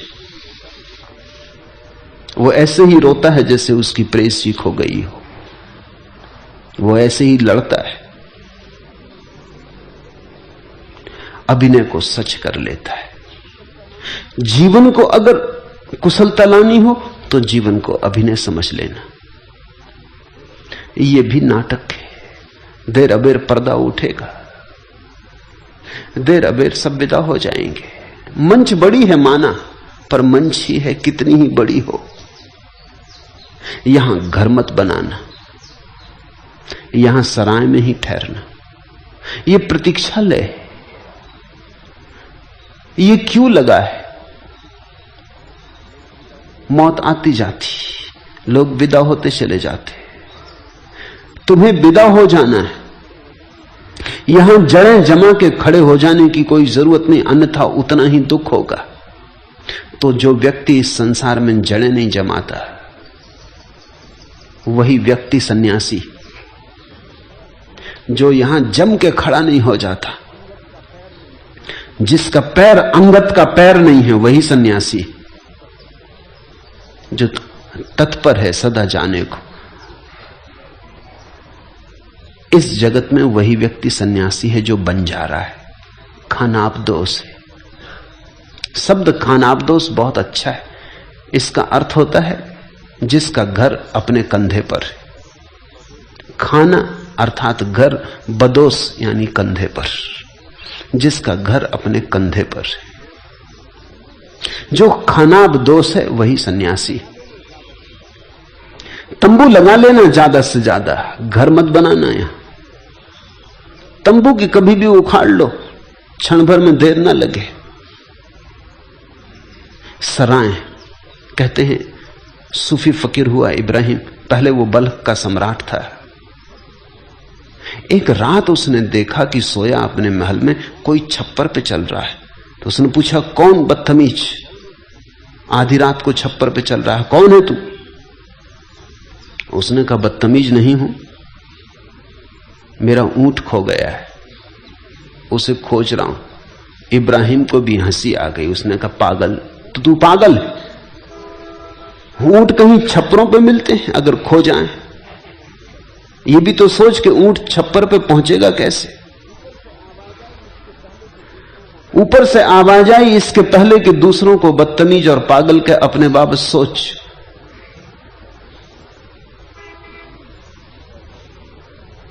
धन में, वैभव में, सुरा संगीत में सुख मिलता है। अगर धन में, वैभव में, सुरा संगीत में सुख मिल सकता है तो ऊंट भी छप्परों पे मिल सकते। इब्राहिम चौंका। आधी रात थी, वो उठा, भागा। उसने आदमी दौड़ाया कि पकड़ो इस आदमी को, ये कुछ जानकार आदमी मालूम होता। लेकिन तब तक वो आदमी निकल गया। इब्राहिम ने आदमी छुड़वा रखे राजधानी में कि पता लगाओ कौन आदमी था। कोई पहुंचा हुआ फकीर मालूम होता। क्या बात कही, किस प्रयोजन से कही। लेकिन रात भर इब्राहिम फिर सो ना सका। दूसरे दिन सुबह जब वो दरबार में बैठा था तो उदास था, मलिन चित्त था, क्योंकि बात तो उसको चोट कर गई। जनक जैसा आदमी रहा होगा, चोट कर गई कि बात तो ठीक ही कहता है। अगर ये आदमी पागल है तो मैं कौन सा बुद्धिमान हूं? किसको मिला है सुख संसार में? यही तो मैं भी खोज रहा हूं। सुख संसार में मिलता नहीं, और अगर मिल सकता है तो फिर ऊंट भी मिल सकता है। फिर असंभव घटता है, फिर कोई अड़चन नहीं है। पर यह आदमी कौन है? कैसे पहुंच गया छप्पर पर? फिर कैसे भाग गया? कहां गया? वो चिंता में बैठा है दरबार में। दरबार चल रहा है, काम की बातें चल रही हैं, लेकिन आज उसका मन यहां नहीं। मन कहीं उड़ गया। मन पक्षी किसी दूसरे लोक में जा चुका है। जैसे त्याग घट गया। एक छोटी सी बात, जैसे खुद अष्टावक्र छप्पर पे चढ़ के बोल गए। तभी उसने देखा कि दरवाजे पे कुछ झंझट चल रही। एक आदमी भीतर आना चाहता है और दरबारी से कह रहा है कि मैं इस सराय में रुकना चाहता हूं। और दरबान कह रहा है कि पागल हुए, ये सराय नहीं है, सम्राट का महल है। सराय बस्ती में बहुत है, जाओ वहां ठहरो। पर वो आदमी कह रहा है मैं यहीं ठहरूंगा, मैं पहले भी यहां ठहरता रहा हूं और ये सराय ही है। तुम किसी और को बनाना, तुम किसी और को चराना। अचानक उसकी आवाज सुन के इब्राहिम को लगा कि आवाज वही, और ये फिर वही आदमी। उसने कहा उसे भीतर लाओ, उसे हटाओ मत। वो भीतर लाया गया। इब्राहिम ने पूछा कि तुम क्या कह रहे हो, किस तरह की जिद कर रहे हो? ये मेरा महल है, इसको तुम सराय कहते हो? ये अपमान है। उसने कहा अपमान हो या सम्मान हो, एक बात पूछता हूं कि मैं पहले भी यहां आया था, लेकिन तब इस सिंहासन पर कोई और बैठा था। इब्राहिम ने कहा वो मेरे पिताश्री थे, मेरे पिता थे। और उस फकीर ने कहा इसके भी पहले मैं आया था, तब कोई दूसरे आदमी बैठा था, उनका वो मेरे पिता के पिता थे।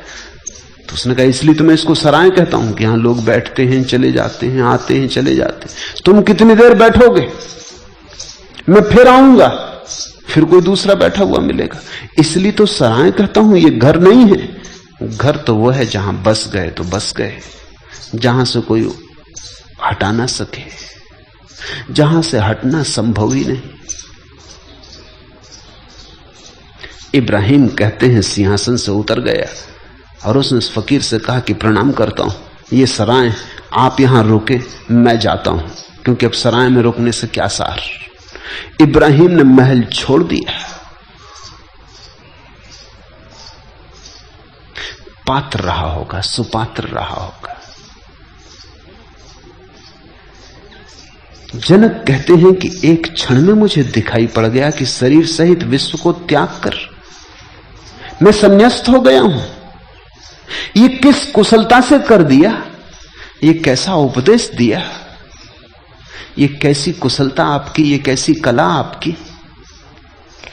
अहो शरीरम विश्वम परित्यज्य कुतश्चित कुशलात्, कैसी कुशलता, कैसे गुरु से मिलना हो गया।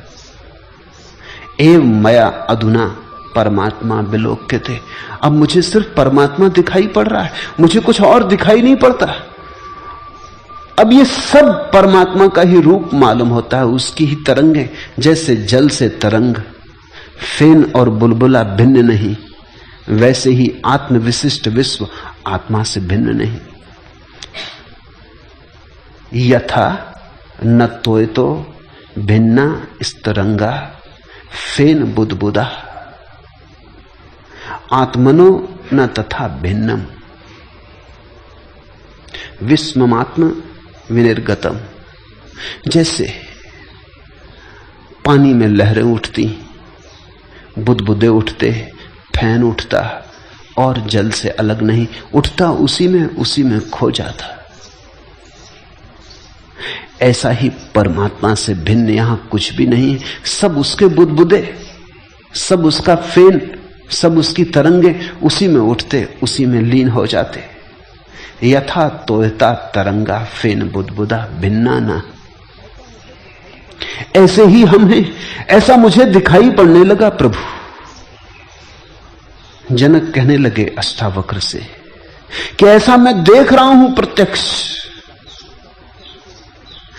ये कोई दार्शनिक का वक्तव्य नहीं है, ये एक अनुभव, गहन अनुभव से उठा हुआ वक्तव्य है कि ऐसा मैं देख रहा हूं, तुम भी देखो। ये सिर्फ जरा सी दृष्टि की फर्क की बात है, जिसको पश्चिम में गेस्टाल्ट कहते हैं। गेस्टाल्ट की बात है। गेस्टाल्ट शब्द बड़ा महत्वपूर्ण है। तुमने कभी देखा होगा बच्चों की किताबों में तस्वीरें बनी होती हैं। एक तस्वीर ऐसी होती है कि उसमें अगर गौर से देखो तो कभी बुढ़िया दिखाई पड़ती और कभी जवान औरत दिखाई पड़ती। अगर तुम देखते रहो तो बदलाहट होने लगती, कभी फिर बुढ़िया दिखाई पड़ती, कभी फिर जवान औरत दिखाई पड़ने लगती। वही लकीरें दोनों को बनाती। लेकिन एक बात तुम हैरान हो जाओगे, वो तुमने शायद ख्याल न की हो, दोनों को तुम साथ साथ ना देख सकोगे। हालांकि तुमने दोनों देख ली, उसी चित्र में तुमने बुढ़िया देख ली, उसी चित्र में तुमने जवान औरत देख ली। अब तुमको पता है कि दोनों उस चित्र में, फिर भी तुम दोनों को साथ साथ ना देख पाओगे। जब तुम जवान को देखोगे बुढ़िया खो जाएगी, जब तुम बुढ़िया को देखोगे जवान खो जाएगी, क्योंकि वही लकीरें दोनों के काम आ रही हैं। इसको जर्मन भाषा में गेस्टाल्ट कहते हैं। गेस्टाल्ट का मतलब होता है देखने के एक ढंग से चीज एक तरह की दिखाई पड़ती, दूसरे ढंग से दूसरे तरह की दिखाई पड़ती। चीज तो वही है, लेकिन तुम्हारा देखने का ढंग सारा अर्थ बदल देता है। संसार तो यही है। अज्ञानी भी देखता है इसको तो अनंत वस्तुएं दिखाई पड़ती। एक गेस्टाल्ट, एक ढंग हुआ। फिर ज्ञानी देखता है इसी को तो अनंत खो जाता, अनेक अनेक रूप खो जाते, फिर एक विराट दिखाई पड़ता। जनक कहने लगे एव मया अधुना परमात्मा विलोक्यते। एक परमात्मा दिखाई पड़ने लगा। ये हरे वृक्ष उसी की हरियाली है, इन फूलों में वही रंगीन होकर खिला, फूलों की गंध में वही हवा के साथ खिलवाड़ कर रहा है, आकाश में घिरे मेघों में वही घिरा,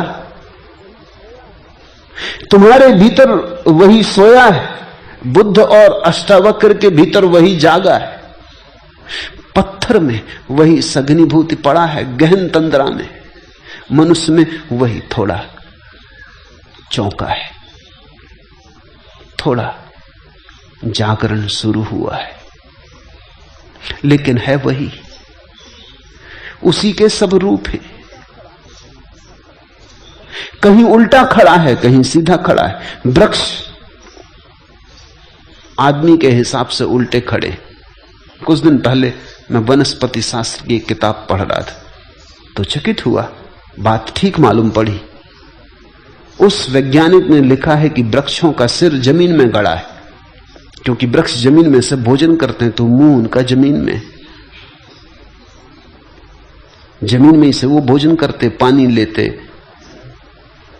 तो उनका मुंह जमीन में और पैर आकाश में खड़े, शीर्षासन कर रहे वृक्ष। बड़े प्राचीन योगी मालूम होते।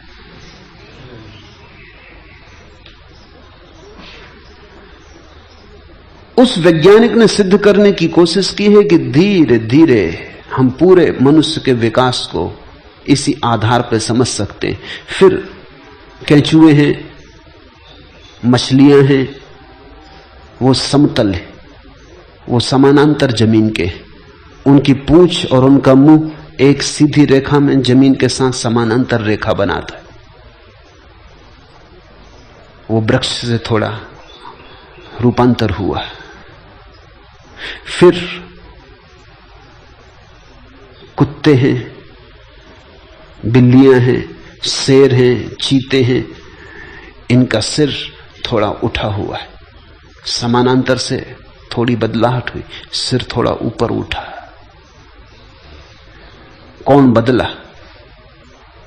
फिर बंदर हैं, वो बैठ सकते, वो करीब करीब जमीन से 90 का कोण बनाने लगे, लेकिन खड़े नहीं हो सकते। वो बैठे हुए आदमी, वृक्ष शीर्षासन करते हुए आदमी। फिर आदमी वो सीधा खड़ा हो गया है, 90 का कोण बना था, वृक्ष से ठीक उल्टा हो गया है, सिर ऊपर हो गया, पैर नीचे हो गए। बात मुझे प्रीतिकर लगी। सभी एक का ही खेल है, कहीं उल्टा खड़ा, कहीं सीधा खड़ा, कहीं लेटा, कहीं सोया, कहीं जागा, कहीं दुख में डूबा, कहीं सुख में, कहीं अशांत, कहीं शांत, मगर तरंगें सब एक की हैं। यथा तोयता तरंगा फेन बुदबुदा भिन्ना ना। जैसे जल से तरंग फेन बुदबुदा भिन्न नहीं, वैसे ही आत्मा से कुछ भी भिन्न नहीं है, सब अभिन्न है। इसे तुम देखो, सुनो मत। ये गेस्टाल्ट के परिवर्तन की बात है। इसमें एक झलक में दिखाई पड़ सकता है, एक झलक गौर से देखो तो धीरे से तुम पाओगे कि सब एक में तिरोहित हो गया और खो गया। एक विराट सागर लहरें मार रहा है। ये ज्यादा देर न टिकेगा, क्योंकि इसको टिकाने के लिए तुम्हारी क्षमता विकसित होनी चाहिए, लेकिन ये क्षण भर को भी दिखाई पड़े कि एक विराट लहरें मार रहा है। हम सब उसी की तरंगें, एक ही सूरज प्रकाशित है, हम सब उसी की किरणें। यहां एक ही संगीत बज रहा है, हम सब उसी के स्वर। तो जीवन में क्रांति घट जाएगी।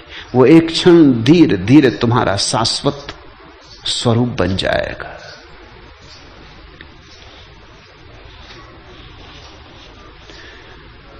इसे तुम चाहो तो पकड़ लो, चाहो तो चूक जाओ।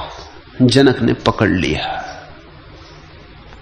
रात में जागा, अंधकार की सिरकी के पीछे से मुझे लगा मैं सहसा सुन पाया सन्नाटे की कनबतियां, धीमी रहस्य सुरीली परम गीति में। और गीत वह मुझसे बोला धुन निवार, अरे तुम अभी तक नहीं जागे। और यह मुक्त स्रोत सा सभी और बह चला उजाला, अरे अभागे कितनी बार भरा, अनदेखे छलक छलक बह गया तुम्हारा प्याला।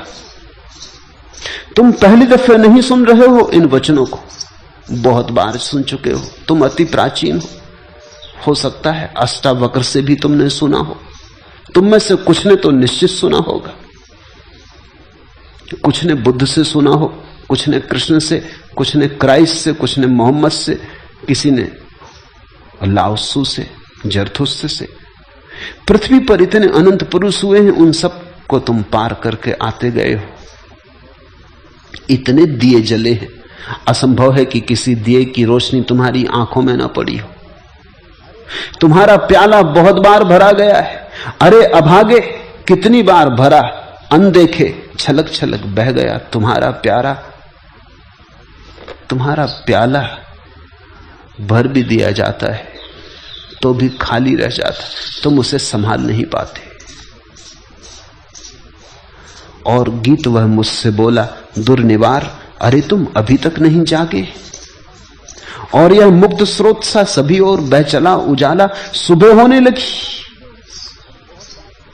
और बहुत बार सुबह हुई है और बहुत बार सूरज निकला, पर तुम हो कि अपने अंधेरे को पकड़े बैठे हो। ये अभागापन तुम छोड़ोगे तो छूटेगा।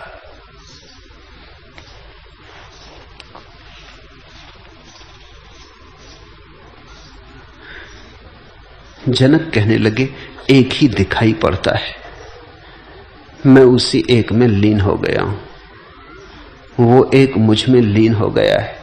वेद यह कहते हैं जो इंसान त्यागी यानी सन्यासी है, वेदों से भी है बलातर, उसकी जगमग जग से बढ़कर वह बसता है जगदीश्वर में, उसमें बसता है जगदीश्वर।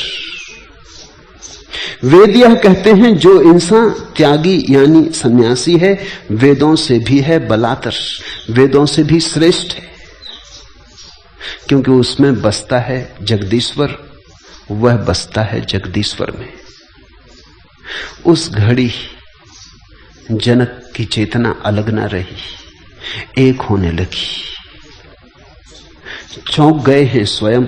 जैसे विचार करने से वस्त्र तंतु मात्र ही होता है, वैसे ही विचार करने से यह संसार आत्मसत्ता मात्र ही है। जागकर देखने से, विवेक करने से, बोधपूर्वक देखने से, जैसे गौर से तुम वस्त्र को देखो तो पाओगे क्या? तंतुओं का जाल ही पाओगे। एक धागा आड़ा, एक धागा सीधा, ऐसे ही रख रख के वस्त्र बन जाता है। तंतुओं का जाल है वस्त्र। फिर भी देखो मजा, तंतुओं को पहन ना सकोगे, वस्त्र को पहन लेते हो। अगर धागे का ढेर रख दिया जाए तो उसे पहन ना सकोगे। यद्यपि वस्त्र भी धागे का ढेर ही है, सिर्फ आयोजन का अंतर है। आड़ा तिरछा धागे की बुनावट तो वस्त्र बन गया, तो वस्त्र से तुम ढांक लेते हो अपने को। लेकिन इससे क्या फर्क पड़ा? धागे ही रहे, कैसे तुमने रखे इससे क्या फर्क पड़ता है?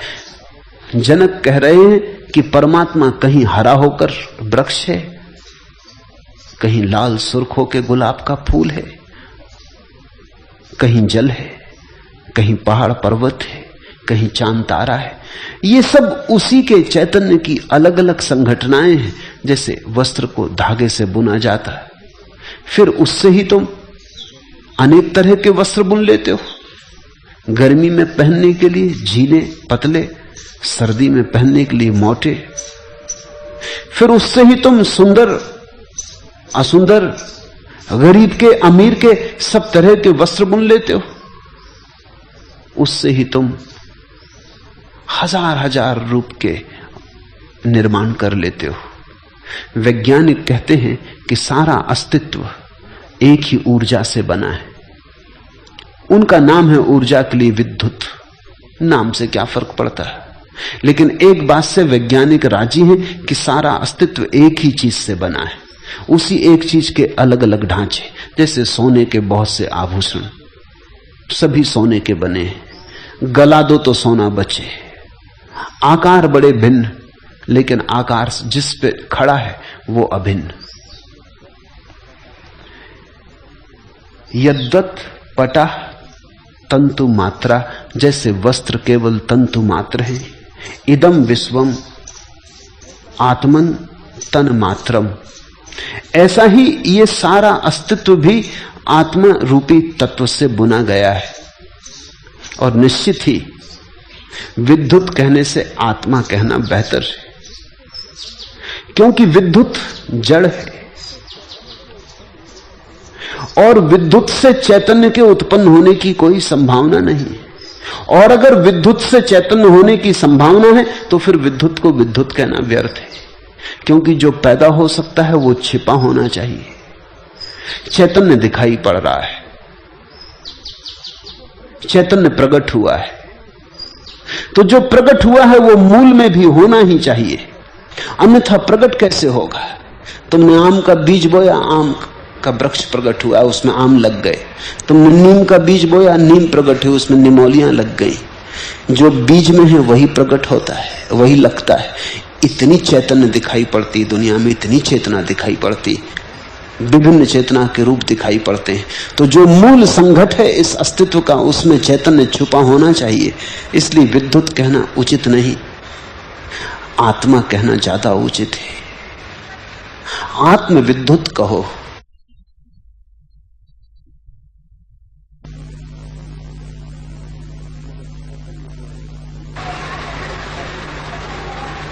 मगर चैतन्य को वहां डालना ही होगा। जो दिखाई पड़ने लगा है वो आया है तो मूल में छिपा रहा होगा। जैसे विचार करने से वस्त्र तंतु मात्र ही होता है, वैसे ही विचार करने से ये संसार आत्म मात्र है। जैसे ईख के रस से बनी हुई शक्कर ईख के रस से व्याप्त है, वैसे ही मुझसे बना हुआ संसार मुझसे भी व्याप्त है। जैसे तुमने ईख से शक्कर निकाल ली तो शक्कर में ईख का रस व्याप्त है, ऐसे ही चैतन्य में परमात्मा व्याप्त है, मुझ में परमात्मा व्याप्त है, तुम में परमात्मा व्याप्त है और तुम परमात्मा में व्याप्त हो। आत्मा के अज्ञान से संसार भासता है, इसे समझना ये बहुत महत्वपूर्ण है। आत्मा के अज्ञान से संसार भासता है और आत्मा के ज्ञान से नहीं भासता। गेस्टाल्ट बदल जाता है, देखने का ढंग बदल जाता है। जैसे कि रस्सी के अज्ञान से सांप भासता है और उसके ज्ञान से वह नहीं भासता है। रात के अंधेरे में देख ली रस्सी, घबरा गए, समझा कि सांप है, भागने लगे, लकड़ियां लेके मारने लगे। फिर कोई दिया ले आया तो लकड़ियां हाथ से गिर जाएंगी, भय विसर्जित हो जाएगा। प्रकाश में दिखाई पड़ गया सांप नहीं है, रस्सी है। रस्सी को रस्सी की तरह न देख पाने के कारण सांप था। सांप था नहीं, सिर्फ आभास था। आत्मा को आत्मा की तरह न देख पाने के कारण संसार है। जिसने स्वयं को जाना उसका संसार मिट गया। इसका यह अर्थ नहीं कि द्वार दरवाजे दीवार पहाड़ पत्थर खो जाएंगे, न, ये सब होंगे, लेकिन ये सब एक में ही लीन हो जाएंगे। ये एक की ही विभिन्न तरंगे होंगे, फेन बुदबुदे। जिसने स्वयं को जाना उसका संसार समाप्त हुआ, और जिसने स्वयं को नहीं जाना उसका संसार कभी समाप्त नहीं होता। संसार छोड़ने से तुम स्वयं को न जान सकोगे, लेकिन स्वयं को जान लो तो संसार छूट गया। त्याग की दो धाराएं हैं। एक धारा है जो कहती है संसार को छोड़ो तो तुम स्वयं को जान सकोगे। दूसरी धारा है जो कहती स्वयं को जान लो, संसार छूटा ही है। पहली धारा भ्रांत है। संसार को छोड़ने से नहीं तुम स्वयं को जान सकोगे, क्योंकि संसार के छोड़ने में भी संसार के होने का भ्रम बना रहता है। समझो, थोड़ा रस्सी पड़ी है, सांप दिखाई पड़ा, कोई तुमसे मिलता, वो कहता तुम सांप का भाव छोड़ दो, तो तुम्हें रस्सी दिखाई पड़ जाएगी। तुम कहोगे सांप का भाव छोड़ कैसे दें? सांप दिखाई पड़ रहा है, रस्सी तो दिखाई पड़ती नहीं। तो तुम अगर हिम्मत करके राम राम जप के किसी तरह आकर के खड़े हो जाओ कि चलो नहीं सांप है, रस्सी है, रस्सी है, रस्सी, तो भी तुम्हारे भीतर तो तुम जानोगे सांप ही है। किसको झुठला रहे हो? पास मत चले जाना, कोई झंझट ना हो जाए। भागते तो तुम चले ही जाओगे, तुम कहोगे रस्सी है, माना कि रस्सी है, मगर पास क्यों जाएं? अब जो आदमी संसार को छोड़ के भागता वो कहता संसार माया है, फिर भी भागता है। थोड़ा उससे पूछो कि अगर माया है तो भाग क्यों रहे हो? अगर है ही नहीं तो भाग कहां रहे हो? किसको छोड़ के जा रहे हो? वो कहता है धन तो मिट्टी है, तो फिर धन से इतने घबराए क्यों? फिर इतने भयभीत क्यों हो रहे हो? अगर धन मिट्टी है तो मिट्टी से तो तुम भयभीत नहीं होते, तो धन से क्यों भयभीत हो रहे हो? मिट्टी अगर दिखाई ही पड़ गई तो बात ठीक है, धन पड़ा रहे तो ठीक, न पड़ा रहे तो ठीक।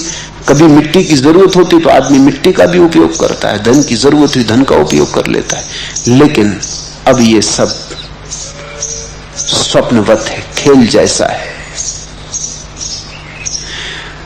दूसरी धारा ज्यादा गहरी और सत्य के करीब है कि तुम दिया जलाओ और रस्सी को रस्सी की भांति देख लो तो संसार गया, सांप गया। आत्मा के अज्ञान से संसार भासता है और आत्मा के ज्ञान से नहीं भासता है। आत्मा को देख लो, संसार नहीं दिखाई पड़ता। संसार को देखो, आत्मा नहीं दिखाई पड़ती। दो में से एक ही दिखाई पड़ता है, दोनों साथ साथ दिखाई नहीं पड़ते। अगर तुम्हें संसार दिखाई पड़ रहा है तो आत्मा दिखाई नहीं पड़ेगी। आत्मा दिखाई पड़ने लगे, संसार दिखाई नहीं पड़ेगा। इन दोनों को साथ साथ देखने का कोई भी उपाय नहीं है।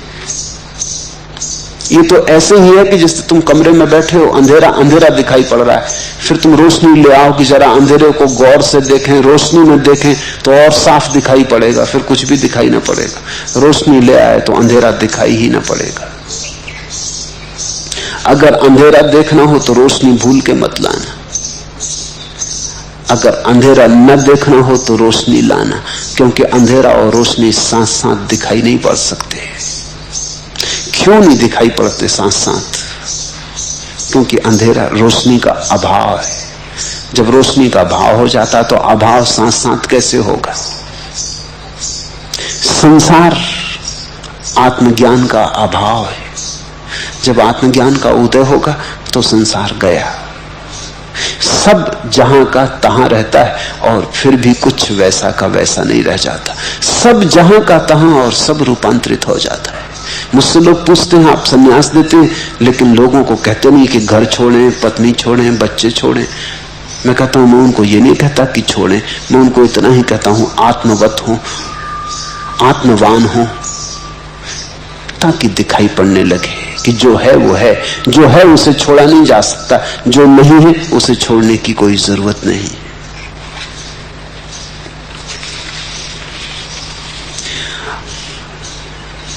हम जो देखना चाहें देख लेते हैं।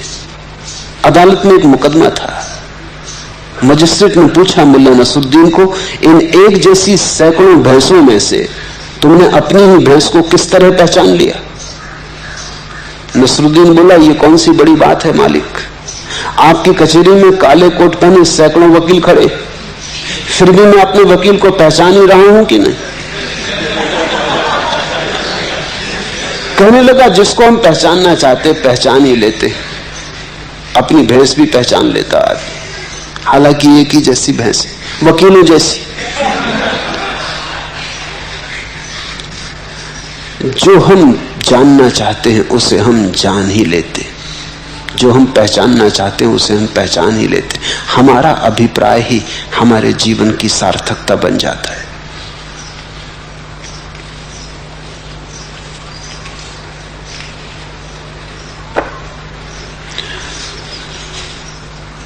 इस संसार से जागना हो तो संसार से जूझना मत।